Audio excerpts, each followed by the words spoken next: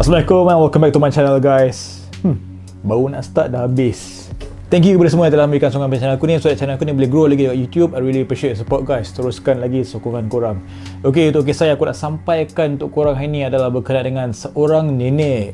Okay, aku pernah cerita kat korang tentang seorang nenek yang seorang cannibal tau, yang makan-makan orang ni kan. Okay, tetapi nenek kali ni dia berbeza sikit guys. And dia ni mempunyai nama gelaran ataupun nickname. Okay, dan nama nenek ni kan, nama gelaran yang telah diberikan kepada seorang nenek ni dikenali sebagai The Giggling Granny.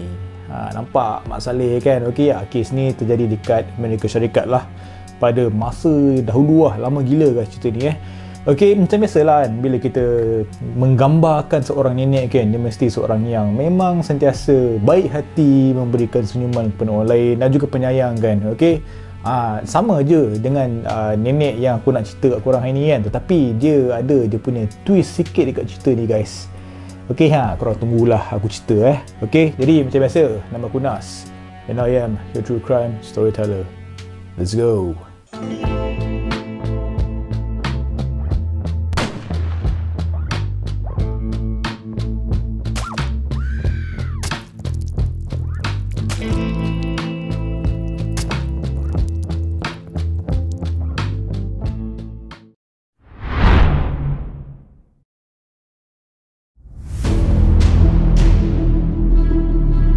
Jadi berkenaan dengan nenek dalam cerita ni, nama dia adalah Nanny Dos, dan dia ni dilihat seperti wanita yang baik guys. Okay, dia punya raut wajah dia kan, yang memang sentiasa memberikan senyuman kepada orang lain, and cukuplah nak tahu yang dia ni adalah seorang yang begitu peramah guys. Okay, dan Nanny ni juga dia hidup macam orang biasa guys. Okay, kehidupan dia seperti orang lain juga, macam wanita lain yang sudah berkahwin dan juga mempunyai anak. Dan untuk Nanny ni pula kan, dia ni memang akan buat apa sahaja untuk meluangkan masa bersama cucu-cucu dia. And macam aku cakap tadi, memang penyayang guys. Okay, Nanny ni memang seorang nenek yang teramatlah penyayang. Dia memang sayang gila dekat keluarga dia tau. Tetapi guys, di sebalik segala keriangan, segala kebahagiaan kehidupan Nanny ni, tiada siapa pun yang boleh sangka yang Nanny Dos ni dia adalah seorang pembunuh bersiri. Serial killer nenek guys. Dahsyat tak dahsyat Okay, so aku akan cerita kat korang berkenaan dengan latar belakang Nanny Dos. Nanny Dos atau nama sebenarnya adalah Nancy telah dilahirkan pada 4 November tahun 1905 bertempat di Blue Mountain, Alabama, Amerika Syarikat. Macam aku cakap tadi, memang dah lama gila kisah ni kan, 1905 bai. Dah berapa tahun kan. Dan Nanny dia mempunyai 3 orang adik-beradik perempuan dan juga seorang lelaki. Jadi sewaktu dia masih kecil lagi kan guys, Nanny ni dia dikatakan begitu benci guys dekat bapak dia. Dan bapak dia ni bernama James, disebabkan bapa dia selalu mengongkong kehidupan mereka sekeluarga tau. Okay, kadang-kadang tu Nanny dengan adik-beradik dia kan, mereka telah dipaksa untuk bekerja di ladang berbanding untuk pergi ke sekolah. Macam pelik kan, kenapa tak nak anak-anak engkau pergi sekolah kan? Sebab yelah dekat situ dia boleh belajar semua, dapat knowledge, berkenalan dengan kawan-kawan lain semua kan. Okay, tetapi tidak untuk keluarga Nanny Dos ni. Dan bukan itu sahaja, okay, sebab si Nanny ni juga dia tidak dibenarkan untuk berfashion, dan dia juga tidak dibenarkan untuk keluar dengan kawan-kawan dia, termasuklah mana-mana lelaki. So basically cerita dia dekat sini, bapak dia tak bagi si Nanny untuk ada boyfriend semasa dia kecil. Dan selain itu, berkenaan dengan Nanny Dos ni, dia juga telah terlibat dengan satu kemalangan kereta api semasa dia berusia 7 tahun. Dan kemalangan itu telah menyebabkan dia punya kepala tu mengalami kecederaan yang teruk gila guys, hingga memberi kesan terhadap kesihatannya selama bertahun-tahun. Memang teruk lah kecederaan dekat kepala si Nanny Dos ni. So kita move forward kepada zaman remaja dia Okay, zaman remaja Nanny dia memang kerap mengisi masa lapang dia dengan membaca novel-novel romantik guys. Baca novel-novel romantik ni kan, biasalah kan. Yelah, tak boleh keluar apa benda semua kan. Okey, tertonggok kat rumah kan. Okey, bapak dia tak bagi keluar bagai semua. So dia pun memang banyak spend time membaca novel-novel romantik tau. So dekat situ memang tak heran apabila Nanny Doss ni dia telah mengimpikan satu kehidupan bahagia dan juga sempurna bersama bakal suami dia. Dia dah mulalah fantasy kan, dia nak ada dia punya own prince dia kan. Biasalah kan novel romantik ni kan, aku cakap bahaya lah guys baca novel romantik ni Okay, kalau terlampau into it kan, dahsyat mat dia punya ending Jadi semasa Nanny Doss berusia 16 tahun pada usia yang begitu muda, dia telah berkahwin dengan seorang lelaki yang bernama Charlie Bragg. Dan Charlie Bragg ni merupakan rakan sekerja dia di sebuah kilang. Pada time tu si Nanny ni dia dah dapat pekerjaan lah. So dekat situ dia telah kenal dengan si Charlie ni dan mereka terus membuat keputusan untuk berkahwin biarpun mereka baru sahaja berkenal untuk selama 4 bulan sahaja. So sepanjang kehidupan perkahwinan mereka itu kan, Nanny dan juga Charles telah mempunyai 4 orang anak guys. Memang bahagia gila kan. Mestilah dia dah happy kan, dah kahwin, dan ada anak 4 orang kan. Tetapi yang sedihnya kan guys, 2 daripada anak mereka itu telah meninggal dunia akibat keracunan makanan. Dan pada masa yang sama, Nanny yang bergelar sebagai ibu yang muda terus bergelut dengan kehidupan rumah tangga dia sendiri guys. Yalah, probably dia terpaksa menghadapi pelbagai masalah dengan kesedihan disebabkan anak-anak dia telah meninggal dunia dia semua itu semua kan. Tambah lagi dengan tekanan daripada ibu mentua dia pula guys. So dengan segala tekanan, pressure daripada ibu mentua dengan masalah keluarga rumah tangga dia semua kan, Nanny dia telah mula untuk kerap mengunjungi ke bar dan akhirnya dia telah menjadi seorang kaki mabuk.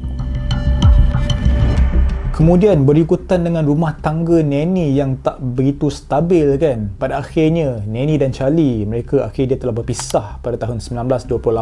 Dan dekat sini dia ada a bit macam situasi yang macam agak misteri sebab dia punya suami bekas suami dia iaitu Charlie, dia percaya yang bahawa 2 orang anak mereka yang telah meninggal dunia itu mati disebabkan mereka telah diracun oleh Nanny. So selepas Nanny dah bercerai dengan si Charlie ni, Nanny dia telah berkahwin sebanyak 4 kali guys. Dahsyat tak dahsyat Nanny ni Apa? Secara biasaannya ialah kan dah cerai apa benda semua, mungkin lah seorang 2 kan, tapi member terus 4 guys. Dan misteri dia dekat sini guys, keempat suaminya itu mereka telah mati dalam keadaan yang agak misteri dan juga mengejutkan.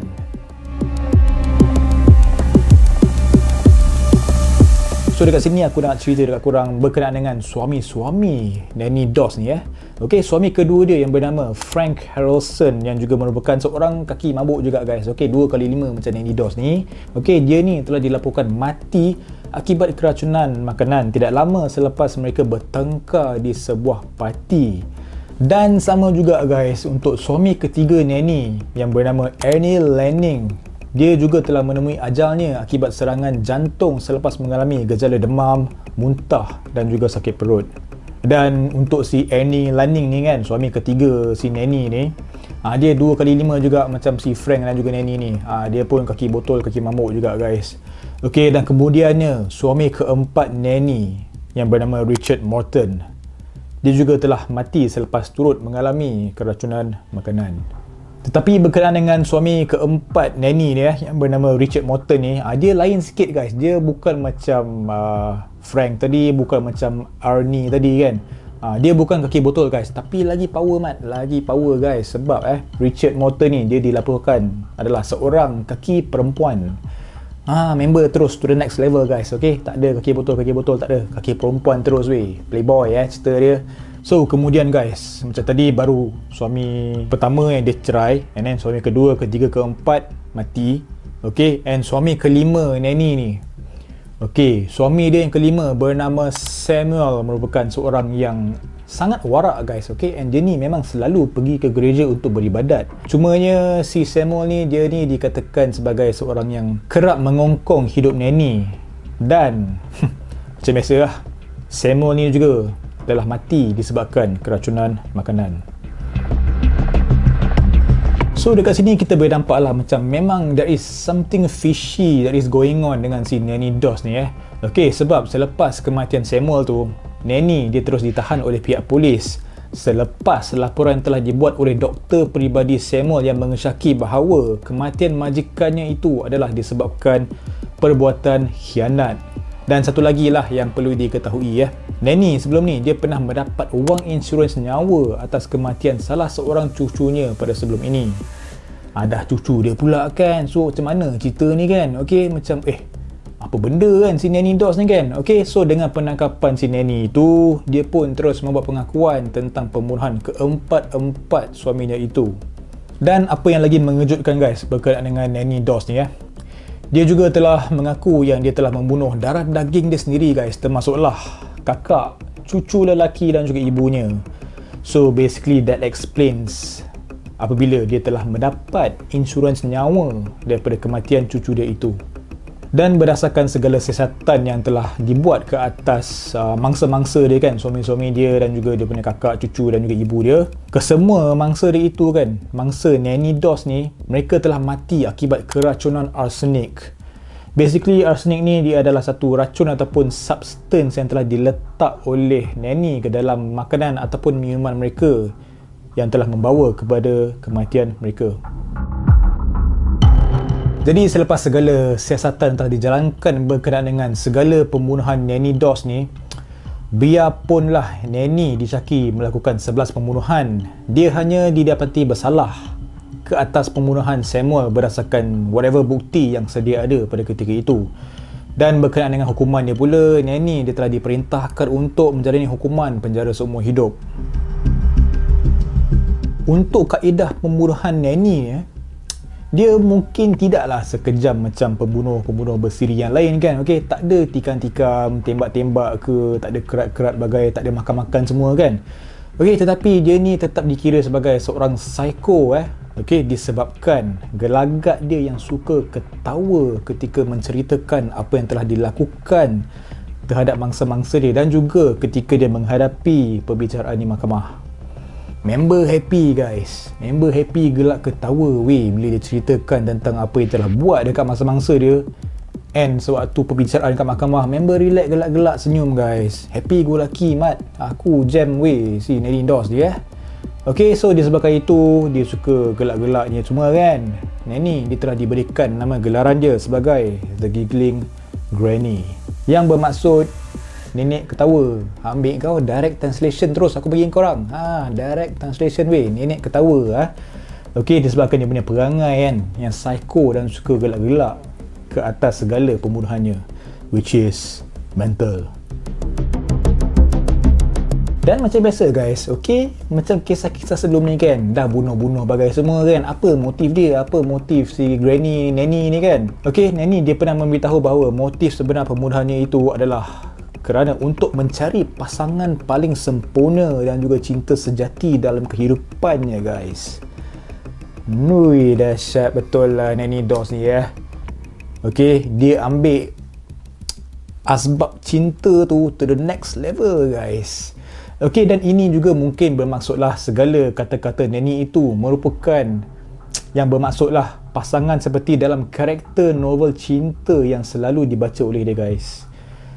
Kan aku dah cakap jangan over sangat baca novel-novel cinta ni novel-novel romantik ni kan, cintan-cintun bunga-bungi kan, bunga-bungi Okey, tengok apa jadi kat Nanny Doss ni, bunuh keluarga dia guys.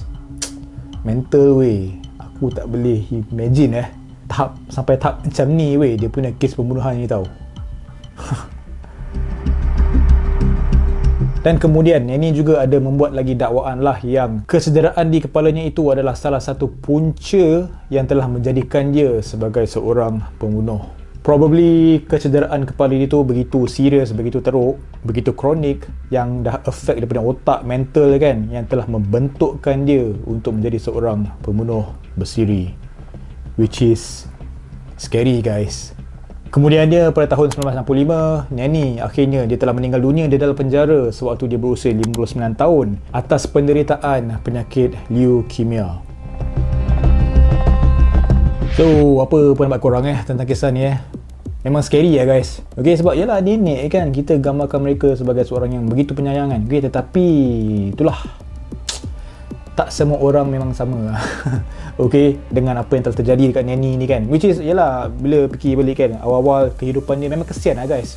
Okay, sebab yalah dia telah dikongkong oleh bapak dia semua kan, tak boleh berkawan, tak boleh ada boyfriend semua kan, end up duduk kat rumah baca romantic novel, end up jadi pembunuh bersiri kan. Okay, and then dia berkahwin, bercerai pula, jadi kaki botol semua, benda-benda macam tu lah, banyak faktor lah kan. Okay, dengan dia punya kecederaan dekat kepala dia lagi kan, which is permulaan yang sedih untuk hidup Nanny ni. Tapi dia punya ending kisah ni kan memang mental guys. Okay, aku tak sangka lah dia bunuh darah daging dia sendiri weh, sampai ke tahap macam tu dengan, and also dengan dia punya motif dia kan, bagi aku pelik weh. Macam-macam doh orang kat dunia ni Jadi itu saja yang aku boleh share dengan korang berkenaan dengan The Giggling Granny, iaitu Nanny Doss, seorang nenek yang telah menjadi seorang pembunuh bersiri yang menakutkan. Aku harap korang enjoy dengan konten aku kali ni. Aku nak minta maaf atas segala kekurangan. Thank you for your support. Okay, thank you lah guys sebab support channel aku ni. Dan jangan lupa untuk subscribe, like, share dan juga komen. Share kepada kawan-kawan korang. I really appreciate your support. I will see you in the next premiere. As always guys, never stop creating. Assalamualaikum. Bye bye.